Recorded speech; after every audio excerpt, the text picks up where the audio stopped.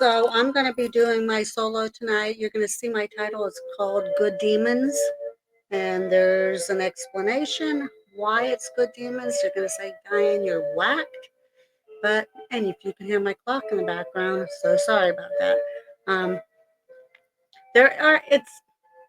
I'll get into that in a few minutes. I'm going to start out with my typical weather forecast. It's really snowing outside here tonight in good old PA. We are under a winter weather advisory until 7 a.m. tomorrow. And it's 18 degrees right now, and it feels like 5 degrees. So it is really, really bitter cold out here. Um, Tonight I'm going to be talking. I had a question that was asked on one of my lives here, or I think it might have been even when Gabrielle and I did the Real Talk, and we did the afterlife, and we were talking about angels and demons.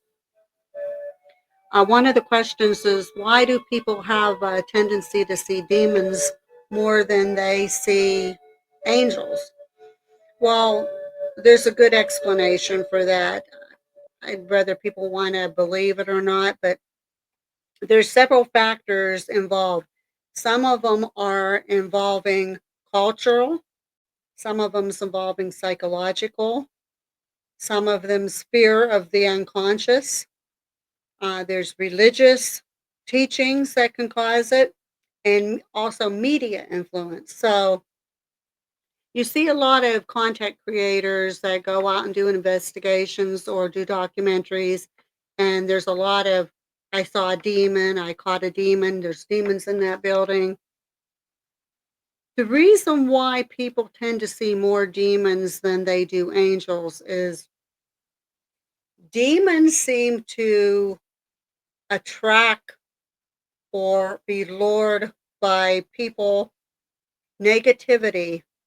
You're going through a bad spell in your life. Um, you have dark energy around you, and it lures demons towards you. You have more tendencies, you're more open, because your body's in a vulnerable or a weakened state. So you're more open to see or get attached or encounter a demon. Please excuse me, I have a cough drop in my mouth. My throat's a little sore tonight. Angels, on the other hand, they're usually represent the light, goodness. They usually, when you see them, they're usually there for some kind of guidance, some type of protection, some kind of overwhelming. They're watching over you to make sure that you're okay.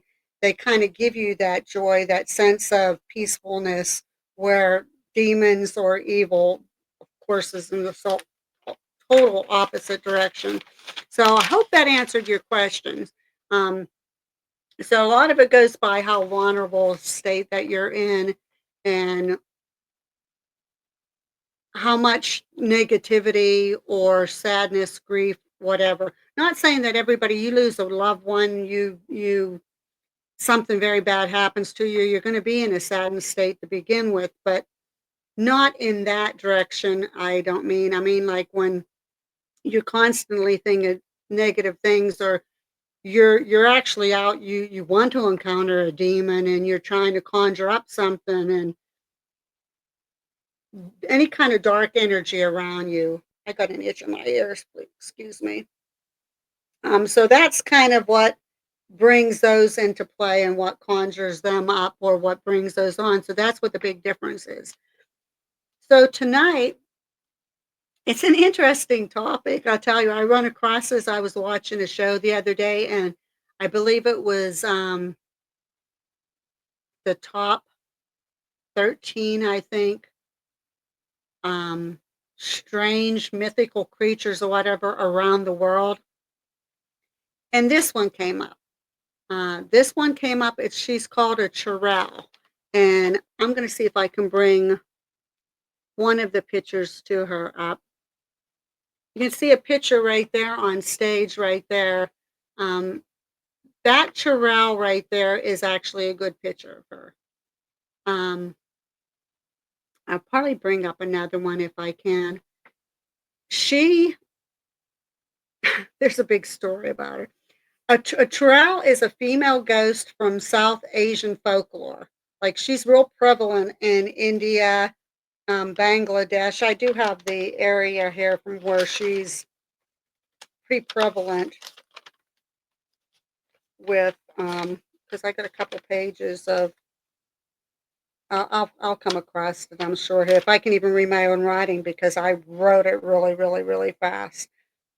Yeah, Southeast Asia, South Asia, India, Bangladesh, Nepal, and Pakistan. Now, she's a female ghost. Um, she's a usually is from a woman who died while pregnant or during childbirth. Um, she's believed to haunt lonely places and lure men to their demise. And she's a witch figure in Indian mythology.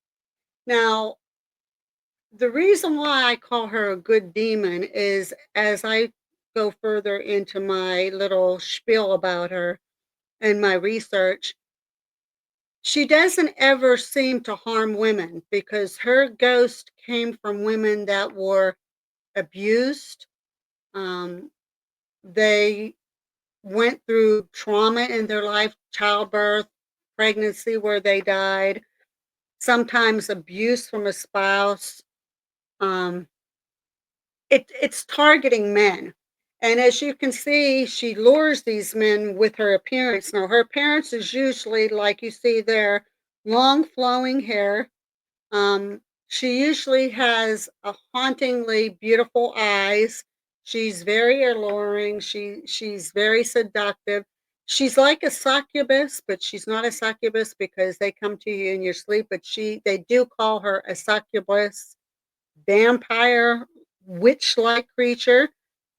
Um, very slender, very built. The only difference they said that you can tell right off the bat is if you glare down to her feet are on backwards. So she lures these men, and if any man ever encountered her and they wasn't sure, she's kind of like a siren too, I guess. But she lures them in, but if they would happen to look down and see her feet, they should know not to get out of there because it's not going to end up good for them. But I'll take her picture down right now and get back on there. Well, actually, you know what? I'll leave it up for a little longer. You guys don't need to see my face the whole time. Appearance, of course, long flowing hair. Now, when she meets the man, she usually will end up having her clothes will look disheveled and she'll have a haunting, alluring appearance. But a lot of times she's described with um, like dark blood like substance oozing from her abdomen, her backwards feet, of course, disheveled clothes, like kind of hunched over, real long witch like nails. Um, she's known to lure men to isolated places, usually in the mountains or in a wooded area, and she lures them there usually to kill them. There is another part of the story if she doesn't kill them that I'll get to, which is quite interesting. Her cultural significance is known to warn people about the dangers of neglecting pregnant women or the sanctity of childbirth.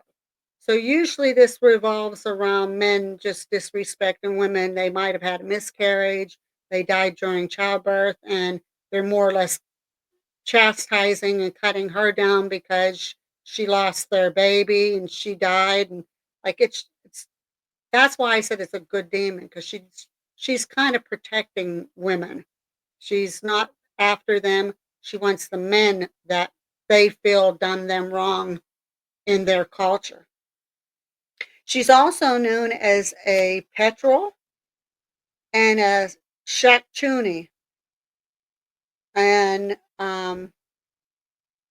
usually, too, she comes about during after childbirth when you go through that period of time where you're not supposed to be touched or when you're having your monthly and they consider you impure. So they're a lot of times created because of that, because that's the men feel and call them impure, and it's they shouldn't be touched. They're like untouchable during that period of time.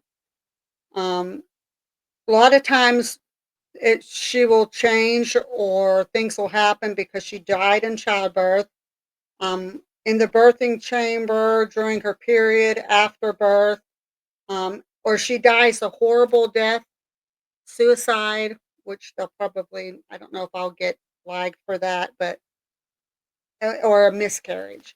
So usually, like I said again, it's the trauma that these women are having during what a lot of men will consider their impure time, or during trials and tribulations of labor where they can't really be controlled. But again, when they describe her, once they lure her with her beauty, then when she changes, because she is like a shapeshifter, she can change. She also, they call her the tree witch because she can kind of disguise herself and blend herself into the trees and then pop out when the men that they want are there for them to attack. She'll usually get the saggy breasts. She's mostly naked. She has a big pot belly with oozing black blood-like substance that comes out of her belly. She'll have a long black tongue, and she'll stick it out and like a snake at you. And when you look at her, your her feet, like I said, they're turned the other way around. They are described as a succubus, even though they're not, but they are described as a succubus vampire hybrid, stalking and seducing young men. And what they do, this is quite interesting and kind of graphic. So, anybody watching this, I do apologize, but this is my research. They will seduce them, they will drain them of both their blood and their semen during coitus until they pass. And if they don't pass and they happen to still be alive, it'll turn them into an old, very decrepit man. And they will stay in that state for the remainder of what little time they have left. They can shapeshift into a normal woman as well as that unattractive one. They have usually fangs and claws. Um, in the supernatural form, they're ugly and hag-like. Once they absorb the life force, they transform back into a beautiful being. So, by doing this to the men, it seems to give them a lot of their life force back. Um, their goal usually is to lure, seduce, and kill the men, though, that they they come encounter with. And usually, from what I was reading, they do have these men targeted. So, if you're a man in these regions and you've most likely done something to a woman in your life, or just any woman in particular, and you're in that area, you're probably going to be targeted by her. And she will make her appearance. She will do everything she can, and she will take you out with her seducing ways, and she will get you. She will drain everything out of you. Um, She has dimensional travel. They said she can go to many dimensions within her magic. So she is very magical, and she can do kind of dimensional things. Um, Her weakness is you can destroy her or put harm to her if you go after her heart. She does not like cold temperatures. Any temperatures at sub zero will freeze her or immobilize her. No, I'm not seeing any of these things that will kill her. The heart thing, I would imagine that if you destroy her heart, that will kill her. I mean, obviously, but I don't know. I'm kind of getting the impression that it may kill her, but she can be reincarnated because of her magic. I have to do a little bit further research into that part of it. But apparently, that if you get her heart, you can um, take her down, I guess. She is considered a demon, although, again, demons are usually after everybody, and they're usually go towards people that are going through some kind of trauma, which you would think with what the women are going through that it would be more attracted to the going and casting a spell or doing something over the women, but they seek out the men that has done wrong to these women. So it's very, very interesting how she's a demon, but she's a good demon because she's actually protecting the women in these countries. Kind of kind of weird. So good demon does kind of fit the profile. Let me see what else there. Like I said, she latches onto trees, and she is she's considered a tree spirit because she can pretty much almost disguise herself into the tree. She can change men from healthy young men to frail old men if she doesn't want to kill them. So sometimes she's targeting them, but her goal really isn't to kill them. She just wants to suck all their life from them so she can rejuvenate her life and make them turn old and decrepit. They won't be able to get any, like, they won't be able to do anything with any other women after that because they'll be so old, decrepit that they're not going to be able to do anything from that point. But she's a very interesting character. Like I just come across her the other day. There was, like I said, this documentary was the top 13, and she came up. I never heard of her before, and I'm there like, I think I wonder if I have that picture on here. Let me see if I can find this. Let me take this picture out,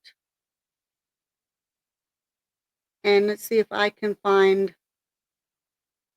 I don't know. I'm going to see if I can do this right because I'm just learning this, guys. So let me see if I can do this right here. Present. Let me see if I can get this other picture. Let me see. I probably won't because I'm a little bit weird. Let's see. Yeah, I'm not sure if I'm going to be able to find that other. Because let me see. I'm still playing. Whoops! I went the whole way out. I'm still playing around with all of this, trying to learn the do's and don'ts on it. And let me see here. See if I can bring this up for you. Please bear with me because, like I said, I'm still learning. There's a good picture on here. Yeah, this picture here. Let me see if I can bring it up. Let's see. Okay, let me see if I can bring this back up here now for you.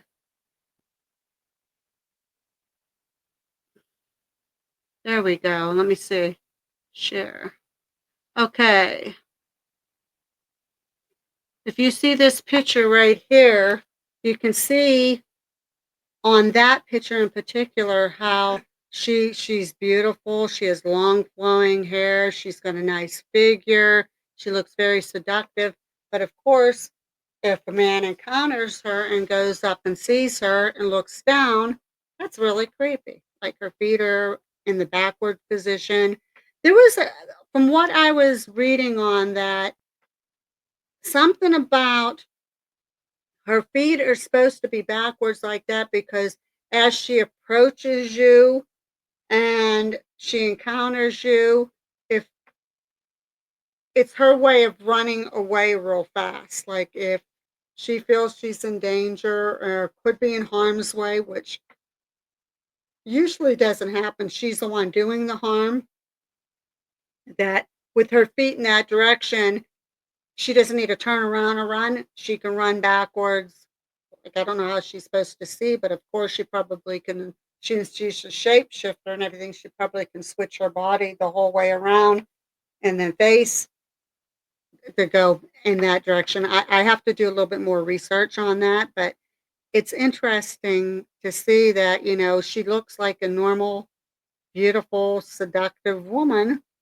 And if you glance down to her feet, that's going to be the telltale sign for any male that, hey, you better get the heck away from her because she's gonna get you.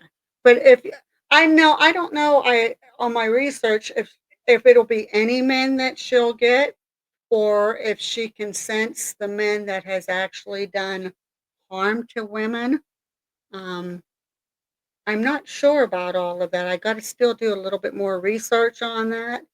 But it's her story is quite interesting, and I just found another one too. There was another name that I just saw today, and I can't remember what it is, but I'm gonna do and try to find her again.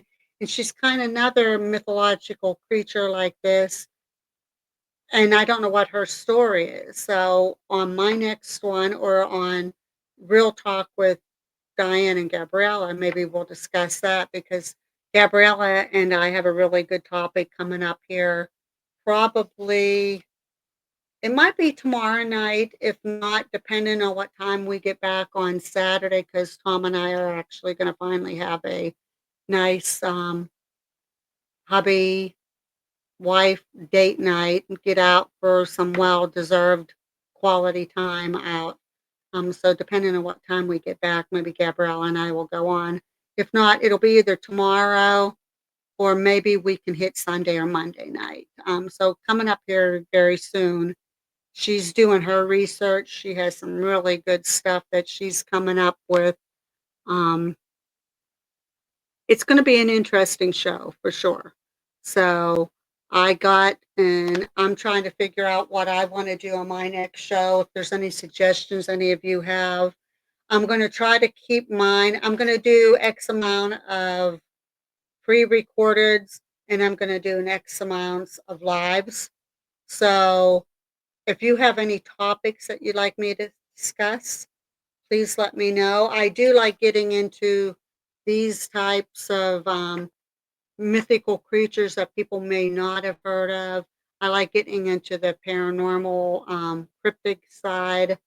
Um, Haunted houses, I might end up starting to do, and even Gabriella maybe on Real Talk, do will focus on like maybe a famous haunted place and tell the story behind it. Maybe we'll go into some like local around here that not too many people are really aware of, and go into some of the history of that. Maybe that'll bring them a little bit more attention. But just kind of keep in touch here. Just keep on tuning in. And if you have any suggestions, please do in the comment on the other side on the Facebook page. Go on there, make any comments, any suggestions. If you like what I'm doing, let me know. If you have any suggestions on how I can improve, or something that you don't like that I do, I can take that. Just don't be rude and insulting. Just let me know, and I'll improve whatever I can. Keep in mind, I'm still very new at the bringing up the pictures and everything. I don't think I did all that bad tonight. I only brought up a couple, but I'm still getting the feel of it. Thanks to Gabriella showing me how to do it. Um, but yeah, just let me know, and any good topics that you want, I'll be more than glad to look into it, do a lot of research. I'm going to try to keep my pre-recorded in my lives anywhere from around a half an hour to an hour long, depending on how much research I could find. This one I could delve in probably a little bit deeper, and it does tie in with angels and demons. But I know the question on how could there be good demons, it kind of captured a lot of people's curiosity. But now maybe you understand why I said good demon, because she is good definitely for the women, but she's not for the men. So if you did a woman harm and you're an Indian, you still believe in those mythological stories, legends, you better watch out. So with that being said, this is going to be a shorter one. It's only going to be 25 minutes long. I just hope you enjoyed the content. If you like it, Please subscribe to me, hit that like button, push the notification bell. I'll try to keep you updated on some really good stuff, and maybe next time I can come up with something even more exciting for you. With that being said, I'll catch you next time on the other side. See ya. We love you, and thank you very much for tuning in. Bye.